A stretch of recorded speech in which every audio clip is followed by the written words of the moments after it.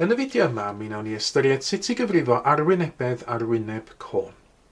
Nawr mae côn, fel yr un gwyrdd yma fan hyn, yn solid sydd efo dau wyneb. Nawr yn amlwg mae gennym ni'r sylfaen sydd yn siap cylch, a mae gennym fi ddarn papur pinc fan hyn i gynrychioli y cylch yna.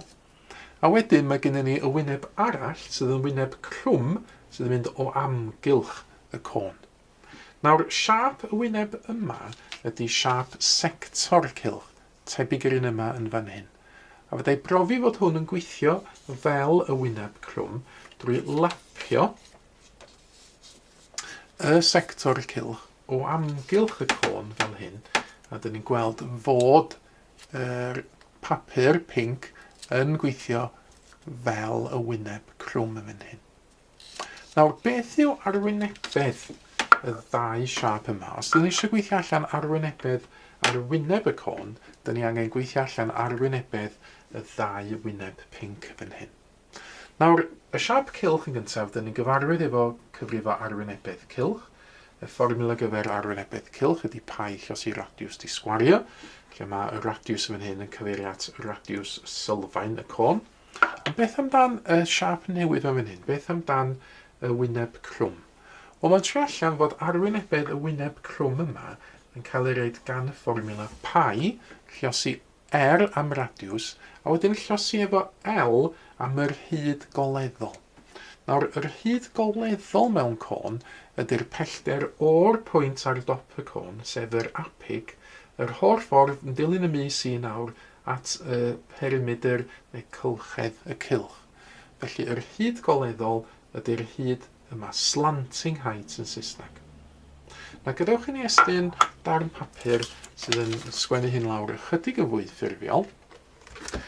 Arwynebedd Arwyneb Côn felly ydy arwynebedd y cylch, sef pi llos i radiws di sgwario, a wedyn arwynebedd y sector cylch yma, dyn ni wedi trafod fod o'n pi llos i radiws llos i'r hyd goleddol. Nawr, ar gyfer y côn gwyrdd, nathon ni weld gynt, dyma fo unwaith eto. Be dwi wedi gwneud ydy dwi wedi braslunio'r côn yn fan hyn, a dwi wedi defnyddio premesur i ddarganfod ychydig o fesuriadau ar gyfer y côn yma. Felly, dyn ni'n gofod y radiws ar gyfer y sylfaen yn 3 cm, a mae uchder y côn yn 4 cm. Nawr, os dwi eisiau gweithio allan yr hyd goleddol yma fan hyn, yr L, a mi fyddai angen gwneud hynna oherwydd mae yn ymddangos yn y fformula, mi fyddai angen defnyddio theorem Pythagoras. Oherwydd, os ydyn ni'n ystyried fod gennym ni triongl ongl sgwar yn fan hyn, dyn ni angen gweithio allan hypotenuse y triongl ongl sgwar yna. A wedyn, os ydyn ni gofio y techneg o'r fideo blaenorol yma i wneud hyn, be dyn ni angen gwneud ydy sgwario sail y triongl, mae hynna'n 3 di sgwario 9, sgwario uchder y triongl, mae 4 di sgwario 16, yna, gafo fi eisiau ffeindio'r hypotenuse, dwi angen adio y ddau rif yna, mynd ar ei cyfanswm y 25 iddo fi, ac yna dwi eisiau ffeindio yr hyd goleddol, hyd yr hypotenuse, dwi angen ffeindio ail isradd y 25, mae hynna'n trellian yn yr achos yma i fod yn 5 cm. Ac felly, dwi'n wybod yn awr fod yr hyd goleddol yn union 5 cm, mi fedai yn awr ffeindio arwynebedd arwyneb y côn. Arwynebedd Arwyneb y côn yma ydy, dilyn y fformula pi llos i radiws di sgwario, adio pi llos i radiws llos i hyd goleddol. Yn yr achos yma, y swm sy'n rhaid i wneud ydy pi llos i 3 di sgwario, yn radiws yn 3, a wedyn pi llos i radiws yn 3, llos i hyd goleddol yn 5. Os na estyn cyfrig ennill allan i deipio y swm yma i fewn yn awr, mi wna i weld bod yr ateb yn trio allan i fod yn pi llos i 3 di sgwario, ac yna adio pi llos i radiws yn 3, llos i hyd goleddol yn 5, 24 pi yn herma pi, pwyso est y di, a mi wna i weithio allan fod hwnna yn 75, a wedyn i ddau edegol, wedi fod yn 0.40.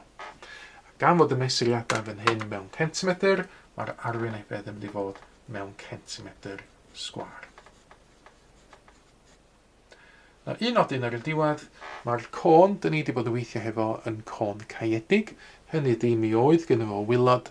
Weithiau ydych chi'n gallu cael côn agored heb wylod, Yn yr achos hynny, Arwynebedd Arwyneb Côn, fe asau just y pai a'r L yn fan hyn. So ni ddim angen ychwanegu arwynebedd y sail, arwynebedd y gwylod.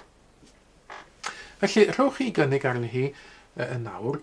Dyma ni ddau gôn idych chi ddarganfod arwynebedd yr arwyneb. Mae'r un ar y chwith yn gôn caeedig, felly byddwch chi angen defnyddio fel nes i yn yr enghraifft pai llos i radiws di sgwario adio, pai llos i radiws llos i hyd goleddol. Mae'r côn ar y dde fodd bynnag yn côn agored. Dim ond angen ffeindio arwynebedd y wyneb crwm, felly fan hyn dim ond angen defnyddio y pai a'r L. Ar ôl i chi gael cynnig ar eich ateb eich hun, cymharwch o wedyn yn erbyn yr atebion cywir sydd erbyn awr yn cael ei dangos ar y sgrin. Mae mwy o fideos adolygu ar gael ar ein sianel YouTube Adolygu Mathemateg.